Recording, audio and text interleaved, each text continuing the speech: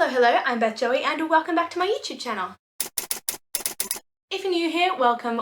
This is the channel where I paint my face, turn my camera on and talk about some books. It is the end of August? Shit, what month is it? It is the end of August now, which means it is time to do our September TBR game, and excitingly, we're not just doing one TBR game this month, we are doing two because Becca is also hosting Becca's month-long bookoplathon, so we are kind of trying to merge those at the same time and see how that goes. But we are just keeping this particular video to my Snakes and Ladders TBR game, and we're gonna save that chaos for bookoplathon for another video. I don't want to dilly-dally or dawdle, so let's just get straight into our first roll for the TBR game. As always, I've got my Snakes and Ladder TBR board. That coin is where I was last time, so let's roll the die and see what, oh, we get 6. This is already a better sign than it was last time. So 1, 2, 3, 4, 5, 6. We are on purple.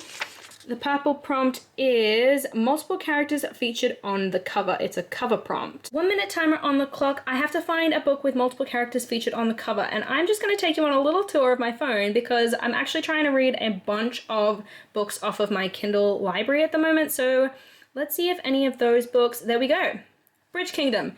This is going to be the first book. As part of my trip to Australia, which I have created my own separate TBR for, which I'll link up above and down below, I'm trying to read a bunch of books on my Kindle, specifically ones through Kindle Unlimited, because I'm not going to be able to have the suitcase space to take many of my books with me. And one of the books that is on that TBR is The Bridge Kingdom by Danielle L. Jensen. So this is going to be the first book, sorry, that was a timer going off. This is going to be the first book on this list. As for what it's about, I'm just going to read you the Goodreads profile, which says, a warrior princess trained in isolation, Lara is driven by two certainties. The first is that King Aaron of the Bridge Kingdom is her enemy, and the second is that she'll be the one to bring him to his knees. The only route through a storm-ravaged world, the Bridge Kingdom enriches itself and deprives its rivals, including Lara's homeland. So when she's sent as a bride under the guise of peace, Lara is prepared to do whatever it takes to fracture its impenetrable defenses and the defenses of its king. Yet as she infiltrates her new home and gains a deeper understanding of the war to possess the bridge, Lara begins to question whether she's the hero or the villain. And as her feelings for Aaron transform from frosty hostility to fierce passion, Lara must choose which kingdom she'll save and which kingdom she'll destroy. So it looks sort of like a fantasy romance, enemies to lovers. I love that in my fantasy, so that is going to be the first book. Roll number 2. Let's roll the dice and see where we end up. We've got 2, 1, 2. Thank God it's the tail end of that snake. So we've got green. Green is a character prompt and the lead has to be male. So let's go back into Kindle, or at least to the 1 minute timer. Set that back into Kindle. Let's find a book with a male lead. Hopefully, Crow. That sounds like something that might have a male lead, considering there's a big old male on the cover, so maybe this one? Okay, so my next book is Crow by A. Zavarelli, and I feel like it's pretty easy to pick a book with a male lead when you've got a romance. It's kind of obvious that one of the leads is going to be a male if it is a heterosexual romance, so that was an easy pick. But as for what it's about, Crow is about an Irish mobster, a missing friend, two loyalties ripping me apart. I had a plan, get in, get my information, and get out. Easy, right? Turns out infiltrating the Irish mafia isn't exactly what I thought it would be. I just wanted a soldier, someone I could flirt with to get me in the door. That's when Lachlan Crow noticed me. Problem was, he wasn't a soldier. No, he was next in line for the throne of the Irish underworld, and he was determined to hate me from the outset. My sob story about needing a job? Yeah, he wasn't buying that either. Too bad for him, I won't let anyone get in the way of my mission. Who cares if we have some kind of crazy chemistry? He's the worst kind of wrong, and I would never in a million years be with a guy like him because they took her from me, and I'm going to make them pay. So it definitely seems to be more focused about the female lead's story, but he still plays a fairly prominent role given he's the love interest. So that is going to be my second book. Roll number 3. Let's see what we get. 5. Okay, so 1, 2, 3, 4, 5. No, come on, I went down this last time. Okay, so we're all the way back down at blue. Look how far we fell. That's really depressing, but anyway.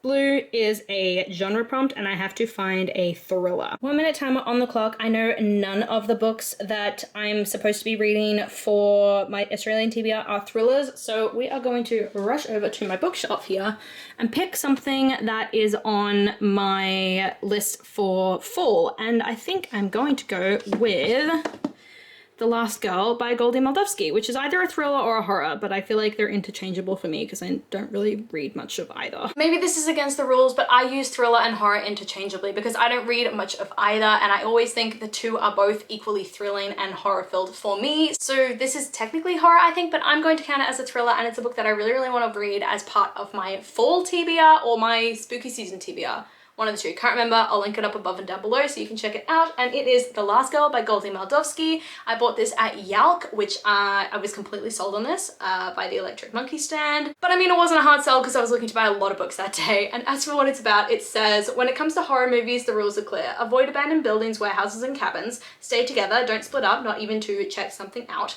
If there's a murderer on the loose, do not make out with anyone. New girl Rachel Chavez turns to horror movies for comfort, preferring them to the rich kids of her fancy New York high school. But then Rachel is recruited by the Mary Shelley Club and its terrifying fear tests. Elaborate pranks inspired by urban legends and horror movies. What starts out as fun soon turns deadly as Rachel's past catches up with her, and this is one game that she can't afford to lose. So that sounds kind of thrilling to me, so I'm going to count it for this prompt, and I'm super excited to give this a read and just enjoy the sort of ode to the horror genre that this book apparently is. And then also I think it's super, super aware of the tropes and stuff, so I'm hoping that it really highlights those and makes fun of those and celebrates those. So this is roll number 3. Roll number 4, let's hope for some better success. Perfect. 6. Let's go 1, 2, 3, 4, 5, 6.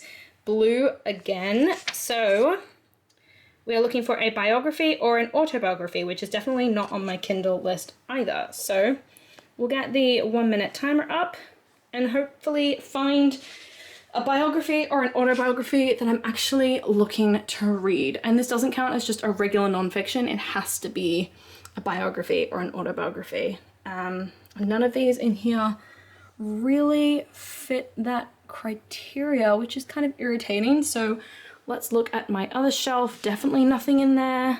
Definitely nothing in there. Definitely nothing in there. Nothing in here that I really want to read. Oh, this is going to be a struggle. Okay, we've got more shelves over here. You've basically been given a tour of my room, but there's nothing in here that fits biography or autobiography. Oh, here we go. Let's go with The Audacity by Katherine Ryan. If you don't already know, Katherine Ryan is a comedian and she is one of my favorite comedians. There is also a show on Netflix or Amazon, I can't remember which one, which is kind of loosely based on her life, which is really, really funny, and it tells the story of her daughter and her dating mishaps and all these sorts of things. So this is her autobiography. As for what it's about, I'm going to read you the blurb, and it says, I've come to accept that being audacious is a gift I can't escape. People know my onstage comedy persona or my scripted ballsy characters and wrongly assume that I must stomp around all day in designer dresses, eviscerating those who dare to cross my path.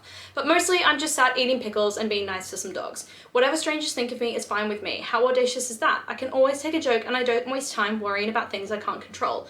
I embrace the reality that you just can't please everyone, so you might as well put yourself out there and have a laugh. As my mother always said, Catherine, if we all like the same thing, we'd all be married to your father. This sounds like a bit of fun, bit of comedy, bit of a self-help guide that you're not supposed to take too seriously, so this is going to be book number 4. And now we've got the 5th and final roll. Why am I so puffed? I'm probably unhealthy now, and it's going to be just a 1 onto this green space, which is a character prompt, and it has to have a royal character in it. So I'm thinking that some of my Kindle books probably have royal characters in them, but first, set the timer, because that's the rules, and then pop into this.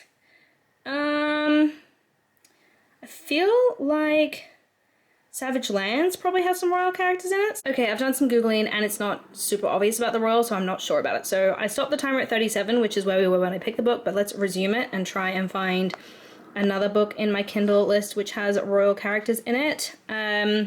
I feel like A Kingdom of Flame and Fury has to if it's called A Kingdom of something. So let's stop the timer there and look it up and find out. Okay, so book number 5 is A Kingdom of Flame and Fury by Whitney Dean. This one definitely has royal characters in it. And as for what it's about, it says, at 10 years old, Raven was mysteriously willed to be the next ruler of Solia, a kingdom nestled within the realm of the 4 kingdoms. Orphaned as a baby, she has spent 15 years ruling over a kingdom she believes she did not earn, all while hiding secrets. She possesses dark magic and she thirsts for blood. Now at almost 25 years old and with a sudden addiction to stealing life, Raven must fight through her new procured darkness to save her soul. But when a mysterious stranger arrives in her kingdom, she starts experiencing vivid dreams that detail who she truly is. As she slowly starts to unravel her story, what she uncovers at the end of the spool will change the course of her life and her kingdom forever. So those are the 5 books that I'm going to try and get through in the month of September. I have my fingers crossed, but I don't have high hopes because I've got so many different TBRs going on at the moment. I've got spooky season TBR and fall TBR and bookathon TBR and my usual TBR and my Australia TBR. There's just so much going on. So this might be one of those ones where I have to forgive myself a few punishments because that is just a lot. I've expected myself to be able to take on a lot. But as always, let me know in the comments down below if you've read any of these books, loved them, hated them, what you're reading at the moment, what your thoughts are on what you're reading at the moment. I love to come and chat to you guys in the comments down below, and I do my best to reply to every single comment. I really hope that you liked this video, and if you did, please do let me know by liking, subscribing, and hitting that notification bell all down below. It is a super easy way to help my channel grow, and I will see you lovely people in my next video. Bye!